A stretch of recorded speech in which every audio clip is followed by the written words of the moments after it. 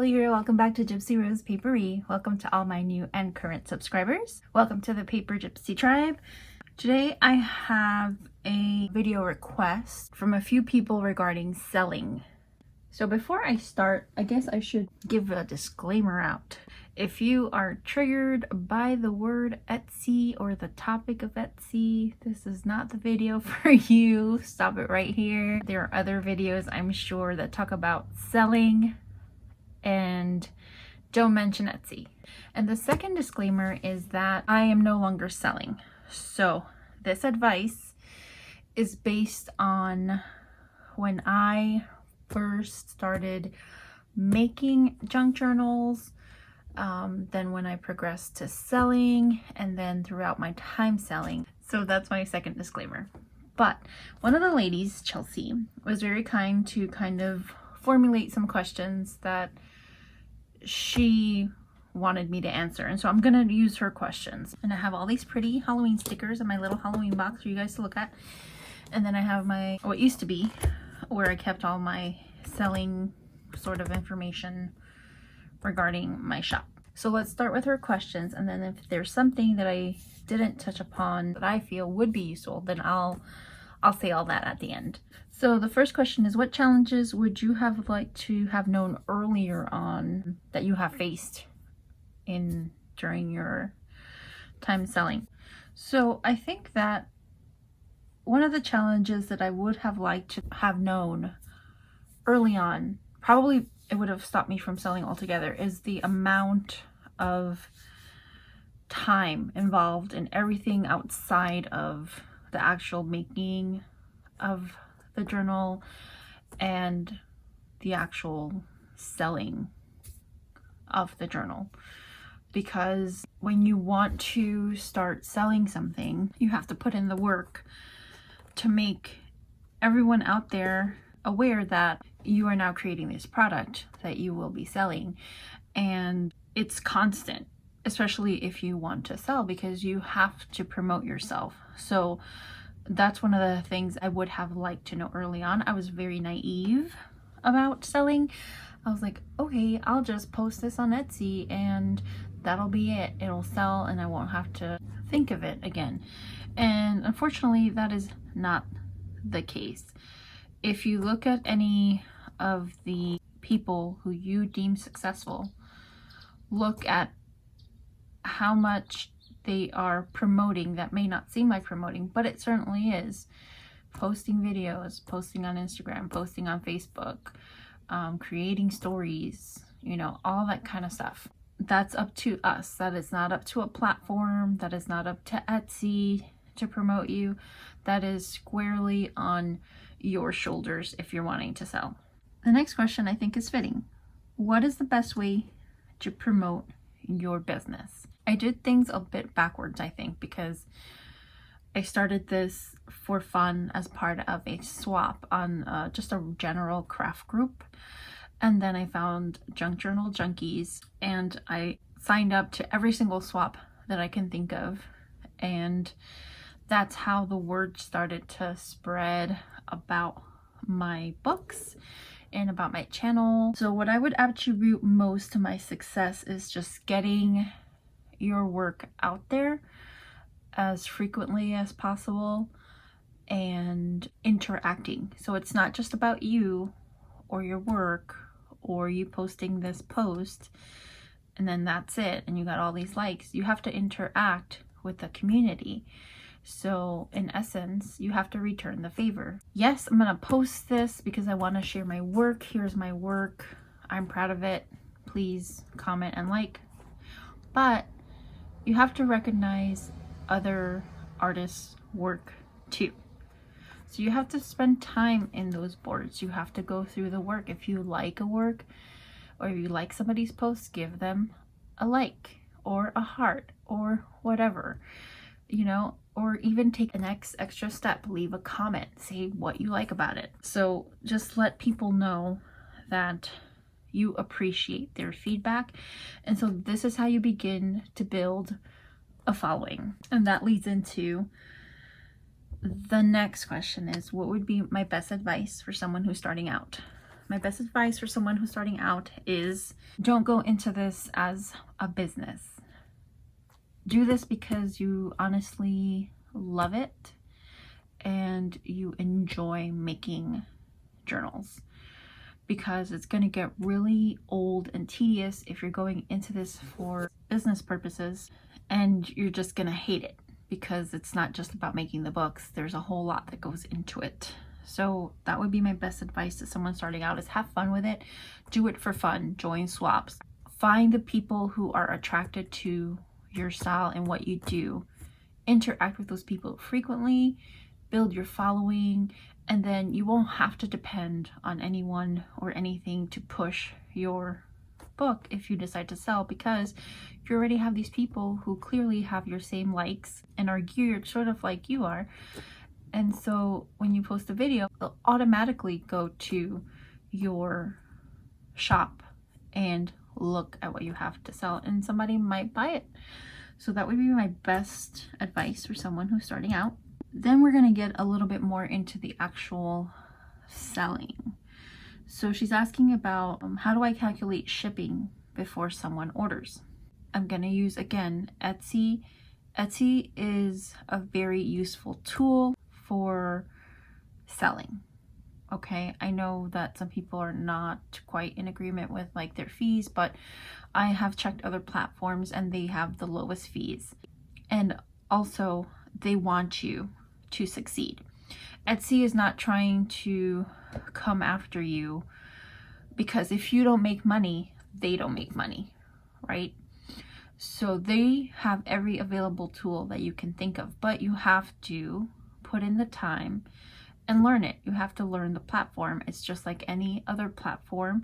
It's there to help you sell. So when you put something on Etsy to sell, that's how I calculate the shipping. Actually pack the item in whatever packaging you're going to use. So let's say, for example, something like this, I would probably put in a small box. Make sure you go ahead and weigh that. I would use a kitchen scale to weigh my packages, and they were always right up to the ounce. And before you post a listing, Etsy gives you an area for you to be able to calculate that based on measurement and weight. And they will give you a price based on your zip code and the zip code that you're shipping to. Now, because you don't know who's going to buy your item, you have the capability of, in the Etsy listing, choosing for the shipping to be calculated based on zip codes. That means that they will give the person buying this the exact correct amount for shipping. If you want true shipping, like true price shipping, you can use that. Or you can go to, if you're in the United States, I don't know if in other countries the postal services have this, but here you can go onto the postal service website and they have a functionality where you can calculate shipping based on, again, dimension and weight, and it'll do the same exact thing that Etsy does, except Etsy is super convenient because you're currently in the listing creating it and you can just check it right then and there. So the next question is, what do you attribute most to my success? I think what I attribute most to my success is that I enjoy making junk journals. And I think that shows when I do a video about my work, or I do a video on a tutorial, or how I interact with people. So I think that's what, I attribute most to being successful in what I do. Because when you're excited about something, excitement is contagious, and so people will be excited, and they'll be excited about you, and they'll be excited about your work and what you have to offer. So that naturally creates this attraction, and again, that's how you create following. That's how you create promotion for yourself. I just want to kind of touch on another point regarding promoting. Do not rely on Etsy to promote you. It is useless, in my opinion. Trying to get Etsy to promote you when you're making junk journals is a futile effort. You are responsible for your own promotion. Who cares if someone searches junk journals and you don't come up first on their engine, or they don't spell your name right and they don't see your shop? Who cares? Because we're not worried about Etsy doing that for us. we're responsible for that. So I don't think I've ever had anyone directly from Etsy buy one of my books. Everyone, absolutely everyone who has bought something from me has been directly or from a link that I directly put under my video description that took them to that listing or to my shop. Or they go through other videos where I just have my general shop link. And you can see that if you go into Etsy, into your kind of dashboard, which is another plus about Etsy, is that they provide a dashboard that shows you who's coming to your shop, where are they coming from, what listing is getting the most attention. So you can see that. And I was never worried about coming up on an Etsy search engine or anything like that. All I was worried about is, can someone get to that link to get my product? And that was never an issue because, again, I had a following. And so that's why I keep coming back to the promotion part, the interacting part, and building your following. That's how you're going to be the most successful at selling journals. My biggest influence or role model. My biggest influence or role model is hard. But the one person that I know I have followed from day one, before I even started making junk journals, and the person who I learned to make junk journals from was Joanna Clow. And I also admire kind of like her way of just doing her, right? She's not worried about what A, B, and C are doing. She's not worried that maybe this isn't in line with what's cool or what's hip or what's whatever. She's just doing her. She's talking about stuff she likes. She's making junk journals that she finds appealing. She's not worried about anything else. And so that's another great piece of advice also to beginners, is just do you, right? Don't worry about this person selling, that person selling, what this person is making. Why can't you make things like that person? They seem really popular. You know, don't focus on numbers, focus on you, focus on what you have to bring to the table, and it all falls into place. And finally, last question is, what made me decide to stop? So I have already answered this in previous videos, but I'll just reiterate. What made me decide to stop is sort of just the hustle and bustle of having to promote, right?